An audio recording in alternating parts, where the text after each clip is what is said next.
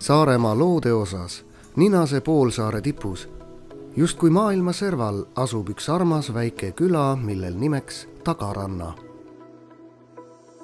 Oma nime olevat ta saanud selle järgi, et asub teistest randadest tagapool.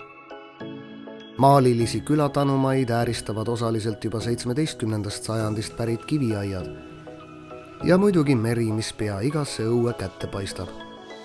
Ringe, Kajumäe, Sääre, Kalda, Kistu, Kantsa, Mardi, Tõntsu, Kiti, Uietoa.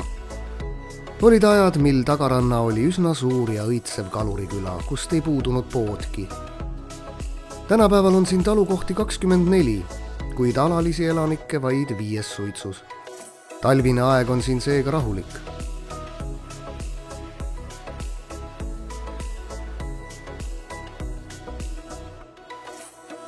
Kuid suvel ei vaibu kalapaadi ja muruniiduki mürin, naabrite jutuvada ning laste kilked. Ja muidugi kõiki aastaaegu ühendav rahustav mere kohin ja kajakate laul.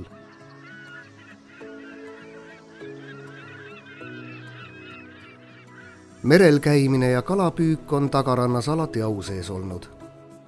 2013. aastal ehitati siia päris oma kohalik kalasadam, Rannaaugu.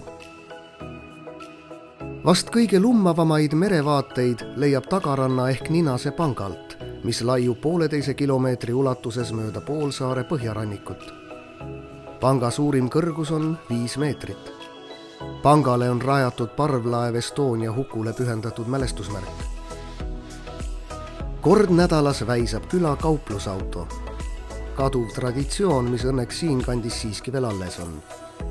Sealt saab osta vajalikke toidukaupu, kuid eelkõige on sellest kujunenud ühtsust loov traditsioon, kus külarahvas veedab koos aega, peab plaane ning vahetab värskeid kalauudiseid.